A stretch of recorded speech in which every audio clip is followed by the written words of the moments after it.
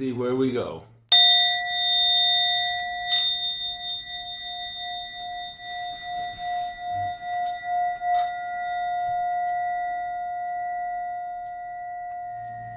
So, as usual, we'll start with a reading from Emmett Fox. For the 21st September is titled Spiritual Literacy. And Fox writes, "The Bible is the most precious possession of the human race. It shows us how to live. It meets everyone on their own level and brings them to God. Nevertheless, its real value lies in our interpretation of it. Hear a parable. A remote island was inhabited by highly intelligent savages. They had some primitive art and made excellent drawings of animals on the walls of caves. A box was washed ashore containing a number of books, dry and in good condition. The natives were delighted and pored over these pages, admiring the odd shapes and patterns made by the letterpress, totally unaware of the real meanings behind it all, unaware of the very existence of Falstaff or Portia or Hamlet, of Huckleberry Finn, and of the other characters who live in the books. If you have been reading the Bible without spiritual interpretation, you are in just that position." And then a quote from Matthew, "Ye do err not knowing the scriptures." And I will add to that, Sister Pepper always said, listen to the divine to understand the Bible. Don't just look at the words. So today Leah is going to talk, and the talk is what's up with anger. Go for it, Leah. Thank you. Hi, everyone. What got me started on this was when Sylvie was asking about the anger thing. Because when she read about Charlie What's His Face, and, it was getting her kind of upset. But to me, it was a continuation, too, of what Lori Kay talked about last Sunday, which, of course, with my memory right now, I know it was important, but I can't remember exactly what Lori talked about. But it was important. And so I've been thinking about it all week. And I said, Brian, I feel like I need to do this. And his guides agreed with me. So here I am. And I wanted to ask a question, something to think about. When you get mad, do you think you're not allowed to get mad? Do you think you're a bad person because you got angry about something? Do you think you can't be spiritual because you got mad about something? Think about it. We are human. We are here to experience all emotions, every single one. So when Sylvie brought that up, I would have gotten back on here, but I would have again talked even longer. And Dale Johnson barely made it to his birthday dinner, so it's a good thing Leah did not continue the talk because it was a very important subject that Lori brought up about certain feelings and this and that. And to me, there's nothing wrong to get angry about. When you are angry, it's nothing. And that's what this talk had ended up being about. Because even Jesus got mad. Yeah, he was in a human body. Hello. It's even in the Bible.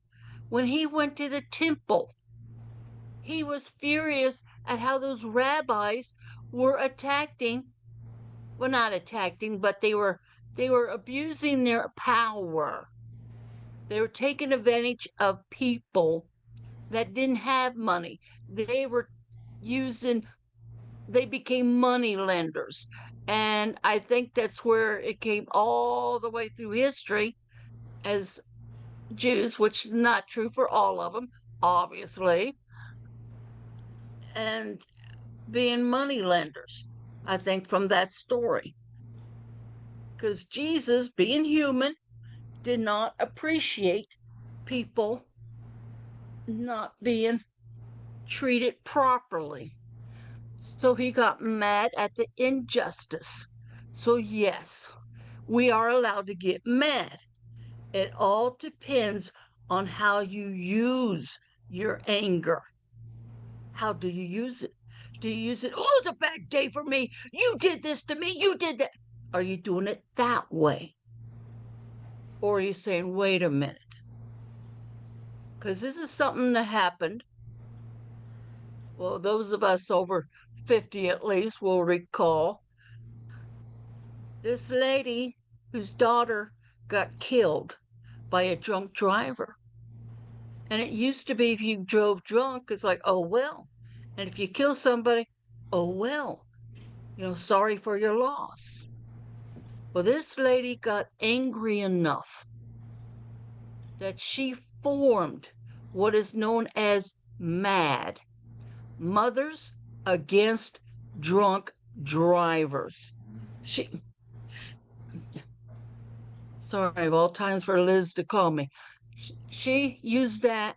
She got somehow connected to other mothers, and they end up getting together. She was angry enough that she decided no mother should have to lose a child because somebody driving drunk.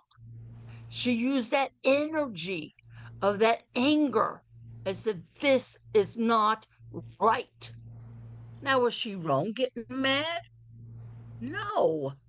That's what anger is for, to fuel us to go where we need to go to correct something. And it ended up, of course, as we all know, it is a bill was passed saying it was illegal to drive drunk. She did it to protect others, to protect other people getting killed, so no other mother would have to lose a child because somebody decided to drive drunk. That is one way to using it correctly. But if you're going to use it as just bad day, I'm going to let everybody have it, instead of stop, think. Why are you angry? And if it's something you could do positive about it, that's different. But if you're going to get on that road and road rage, there has been known people get out of their car to shoot somebody that got in front of them, as if, they might not even getting off the same exit, but they would get mad because they cut them off. How dare they do that? That is, they're not thinking properly. They're allowing their anger to dictate to them what they are doing. And we are taught, most of us, unfortunately, that, especially as females, as Lori could tell you, we're taught that good girls shouldn't get mad. You should always be nice. You should be a lady. Well, I'm sorry if somebody's abusing you. Yeah, get mad and slug them back, or call the cops, or do what you got to do. You have every right to get angry at that person thinking they have power over you. No, they can get their own power with themselves. They don't need your power. They don't need to use you. So that's it. We're here as humans to learn all emotions, what is meant to do with our emotions. And that's like, even if when you're happy, there's nothing wrong with that. There's nothing wrong, want to spread your smile and this and that, and continue on. Just don't go dancing out in the street, not paying attention to what you're doing because you're so happy. Again, just use a little common sense there. But it's lessons, Because if you don't learn that you can't just walk out in the traffic because you're feeling good today, today's your lucky day, and you could just do whatever you want. Again, use your brain. That's not what the happiness is for you to act wacky and walk out in the middle of the street. Anger is another thing I learned. I got angry. I got angry at God. Oh, yes, I did. Oh, and I let him know. Oh, I was not happy. Something happened. I don't recall what. And I was in probably my mid 30s, I think, at that time. And something happened and didn't go quite my way. And I didn't understand why something didn't happen or whatever. And I got mad at him. Now, how many people think you got mad at God? You can't get mad at God. Well, oh, yeah, you can, because God loves you unconditionally, no matter what. He loves you. That's like if you have a child, which is what I was compared to him, of course. I was having a hissy fit, tantrum, whatever. You don't start hating your child because they're having a hissy fit. They're kicking and screaming because they're not getting their way. You don't stop loving your child just because. And if you don't deal with it, and if you're going to react with anger, frustration, well, then you don't have unconditional love for that child anyway. You don't even have it for yourself because you're using that energy, that anger to anger. That's not unconditional love. Unconditional love is they're having their moment, they're allowed to have it, let them have it. I don't have to be dragged into this. I'll wait till they calm down. And once they calm down, then we could discuss it. But when you're in the middle of anger, you can't discuss, certain things because you're too wrapped up in that emotion. You're trying to deal with it yourself. So, what was wrong? Absolutely nothing. But the lesson for me, getting mad with him, and it was for 3 days, and three seems to be the magical number of things. Oh, I'm not speaking to you anymore. Oh, no. After what you did, no, no, no. Not speaking to you. It made me realize how much did I speak to God because I'm not speaking to him. And the next thing I know, I would start speaking to him, and all of a sudden, "No, I told you I was not speaking to you. No, no, no, no, not speaking to you." And I'd go do whatever, and I'd start talking because to me, I didn't realize it was a habit. I always did anyway, talk to him and everything. So you talk about 3 days trying to be bound and determined. I'm not speaking to you. You know how when you got mad at your mother, brother, sister, I'm not speaking to you no more. And try and see how long that lasts, okay? And it doesn't last long unless that person really has, something wrong anyway. But it made me realize I couldn't live without him anyway. And so after 3 days, it's like, oh, okay. And I felt it and I knew it with him there saying, been waiting for you, still love you, still here, couldn't get rid of me, even though you didn't want to talk to me. I'm still here. I still love you. You could do no wrong. And I don't think I ever did figure out why something happened. But by that time, it was like, whatever. Let me move on. So that's it. You can still get mad. You can get mad at your guardian angels. You could get mad at your, whoever. See, I was not brought up believing in Jesus. The church, if you want to call it that, we were taught that Jesus did not exist. Now, I didn't quite resonate with that.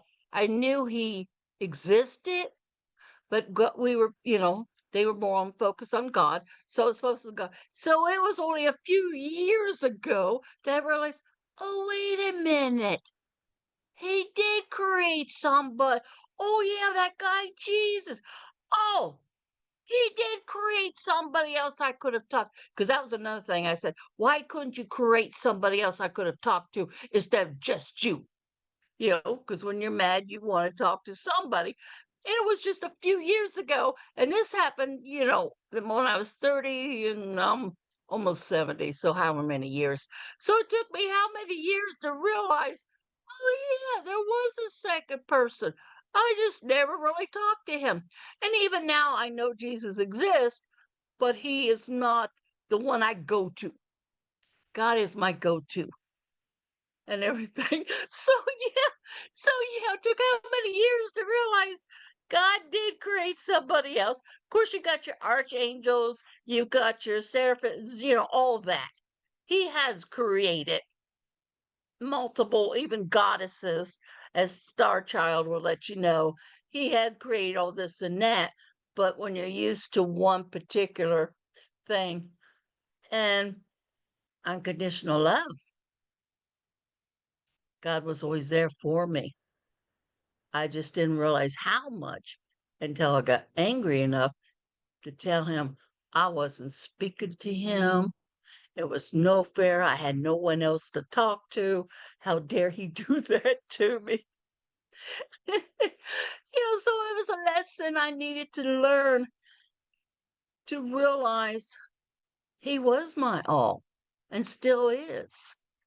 And he's still there. He still loves me. So even when I make my mistakes, if you want to call them that, because there is no mistakes, there is no right or wrong, there is only learning. That's all there is learning. And for that, I'm so grateful that it's all that is. So being human, you're allowed all emotions. So if you're going to be angry, you're allowed to absorb that anger and ask yourself, yeah, what they did to you or whatever, you have every right to be angry. But do you need to take it out onto somebody else that had nothing to do with your anger because you want to lash out? Or are you looking at it, it's like, yeah, this is what they did. This is what happened to me. It triggered something in me. I did not like that feeling. Let me see what I could do and allow that to go through me. Acknowledge, okay, yeah, I got anger. Something happened. Nothing wrong, but let me acknowledge it, absorb it, so I can let it go and continue the way I want to act, which is hopefully at that time kindness, happiness, joy, even love for yourself. Feel the compassion, feel the love for yourself, because that's all really Jesus ever tried to tell you. Love yourself. Because once you love yourself, then you can spread that. But if you don't love yourself and you get angry and you say, well, they did this to me, they did that, why they do that? Yeah, that's okay, but don't use it as an excuse not to love yourself unconditionally, because that is a hard human thing to do, is love yourself as you are, because that's been drummed out of us when we were kids. You're supposed to act this way, you got to act that way, you got to do this, don't do that, da, da, da, da, da. And if the parents didn't do it, the teachers probably did it. And if you went to church, then the ministers, that's supposed to know everything. And then when you get older, it's like they've been feeding me, the BS. I try not to cuss on here and everything, So again, love yourself, accept all emotions. And if you do feel that anger, like that lady with the that created mad, is that something you need to do with that energy to get that fire inside you to burn brightly to help others and get rid of injustice by doing the right thing because you don't like the negativity that we're being shown. Okay, I'm going to stop right there because I could keep talking, as Brian would tell you, but I'm going to stop there because I feel that's the message I need to give. Thank you. Thank you, Leah. I want to add one point. In transactional analysis, uh, they teach people to deal with emotions, and they say that there are only four basic emotions: mad, sad, glad, and scared. And anything else you're feeling is some combination of those. And to buttress Leah, yes, we are on this earth to learn to deal with mad, sad, glad, and scared in okay ways, because every one of them can be put to good use. So thank you, Leah. Somebody with a commentary? And if any of you back here, just wave your hand. I'll see you too. Anybody here? Okay, well, let's move into our silence then. What we're going to do is we're going to have about 5 minutes of silence so people can go to the divine and see what the divine might want to communicate to you. And you'll hear a ding at the end, which brings us back. Okay. Something you were going to share? Oh, Oh, no, it's okay. okay. Because I was going to say something too. Okay, well, hang on, then we're not done yet. But what's going on here?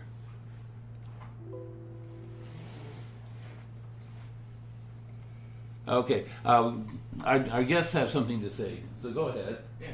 Well, thank you for bringing up the topic of anger. It's actually been something that's been on my mind a lot. And as somebody in recovery, there's a tendency, you'll hear a lot in AA meetings about like watching out for being a dry drunk, which is really having anger surface a lot, and it kind of substituting for that inebriated behavior, but you're doing it sober. And so that is one of the things that you have to attend to after excising alcohol from your life. You have to make sure you're living by your convictions. And I've done a lot of reflection on anger. One thing that I think really draws people to anger is its intoxicating presence. So it brings you into the moment. And I think in our lives, a lot of the time, we're distracted by things and taken out of the moment, and we don't feel present. But an emotion like anger that you can feel and you can embody. I think, at least in my experience, I have felt like sometimes most present when I'm angry, and I think that the body just has a natural desire, like the mind, spirit, the soul has a natural desire for presence, and when you're socialized to only feel a few emotions, and I think men, specifically in patriarchy, are allowed or encouraged only a few emotions, with anger being one of those. And so when not taught ways to feel present in our day-to-day lives, I think we will kind of naturally go to those things like something like anger. And so I really appreciate Leah sharing that topic, because it's been one that I've really been reflecting on a lot. Thank you. And you want to share something? Yeah, I was thinking about that ability to like direct that anger into action. And I think lately I've been like, I was raised in a Christian tradition, and I've been reflecting more and more on the Bible as really documenting like a radical social movement, and like people really stepping out to change society. And so like taking that anger, like when you see injustice, and being able to turn that into action and put yourself out there, I think is like one of those ways you could like let anger give you courage and like keep you going towards something that is in service of others. Interesting you bring this up. I'm going to add a piece here. I was just reading Elaine Pagel's story of Christians during the plagues, particularly the Roman plagues, where plague hits, so the leaders of all the other religions, if they have enough money, they flee for the hills. The Christians didn't. They were there to feed the sick, take care of them, bury them, at risk of their own lives. And that is what made them a dominant religion, because people realized here was people who weren't self-taken care of. They were exemplifying what we call divine love, rather than just being mad at those who'd left or responding to the scare. They stayed centered in God's love. And from that, they found action, just as the founder of MAD did. So, Leah, this is a nice confluence here. So, Lori Kay. I have to object to one thing that you said. That's not why they became a dominant religion. That's not why Christianity became dominant. It was a very deliberate historical undertaking during which the divine feminine was also ushered out. Oh, okay. All of that. I'm not disputing that, but they became, I should have said, acceptable and respected in a population that had heretofore thought they were just kooks. Yeah, I'm not talking about the political side. That was later, and yes, they got rid of the divine feminine and all of that. And I noticed you were talking about the patriarchy. Yeah, we are anti-patriarchy here. Okay, anybody else with something to toss in? Yes. Yeah, I wanted to add one more thing. I meant to bring up. I remember reading about how this one lady, when she was little, her mom, dad, told her when she came down in a bad mood, whatever, they made her go upstairs, and she was told she could not come down until she had a happy face on, because they did not want to see any sad faces. So, yeah, you're taught as a young child, you always, and then people wonder why certain people are two-faced, or they don't know how to tell the truth because they might not get loved. So that creates problems too. So when they get anger, it's another emotion they stuff down because they're taught they have to. So when they explode, it could cause where they might kill somebody or hurt somebody in other ways. So that again, it's learning how to deal with the anger, allow it, but you're looking at it and saying, why? What caused this? What's triggering it? What do I need to do for myself to help others if it needs to be done? But how do I cleanse my own trauma out of me so I can spread more love, because I have more love for myself? Sorry. Lori Kay. Okay. Yeah, I'll get to you in a minute, Charlotte. I just want to add to what Leah was saying, because anger, when we allow ourselves to feel, just to feel anger, and not move immediately into moving forward with it in some positive way, it has, especially for women, it has so much information. It has so much of our identity in there that we've squished out and squished down. We've put up with so many things that we didn't want to put up with. We've not said things we wanted to say because of what Leah said. We were afraid we wouldn't be loved. We were afraid of people, or we just got all that conditioning. So any any emotion, and anger, I think, is a really potent one. I'm sorry, I forgot your name, sir, but what you said about it making you present, I think that's really powerful, because I think, and I agree with you, I think we all want to be present. I think what we're afraid of is any emotion that we're not supposed to feel. And those are the ones that make us the most present. And so it takes a whole different kind of education, doesn't it, to get to be able to do that, because who teaches that? Thank you. Charlotte? I was going to ask you, sir, holding a grudge, isn't that against God's will? Because we're supposed to forgive one another of each other. We all sin and make mistakes. I mean, she brought this to the legislature, made a law out of it. I mean, isn't that wrong? Holding a grudge? Charlotte makes the point, because I don't know if it came through the mic, that what we're taught in the Bible is to forgive, not to hold grudges.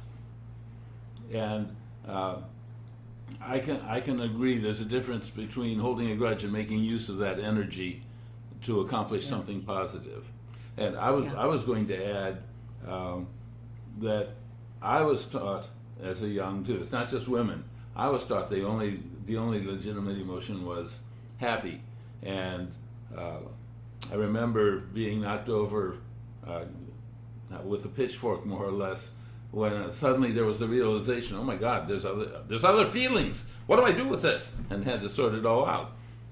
So, amen. Okay, so go into silence and we'll see where we go. Let's come to close. By the way, Phyllis has not been able to do any of the work on finances, so I have no idea if we've made our nut this month. If you feel led to make a donation, it would be good, because I suspect we're probably going to struggle this month. And thank you to those who have already donated. Okay, thank you, God, for having brought us here together today. Thank you for the learning that we've been presented. Help us to make good use of all that we have encountered this afternoon. Help us to walk fully, confidently with you, in you, and you within us. Help us to be in your service in all good ways. Help us to grow closer to you, to become better exemplars of your love, and guide us to come back here again soon so that we can share our community and grow and share together. We say thank you for all the good you've brought us, all the good you are bringing us. Thank you, thank you, thank you, and amen. See you all next week. Oh, I can tell you what is next week, because I was planning to do the talk this week, and it's obvious that it was, in fact, time for Leah to do it, because we have these two new people who needed to hear it. Yay for God. So I don't have the title exactly right, but it's something along the lines of hunting for God in all the wrong places. Wrong in quotes. Okay, see you all next week. Blessings to you. And you know how to get hold of us if there's anything we can do for you this week. Bye-bye now.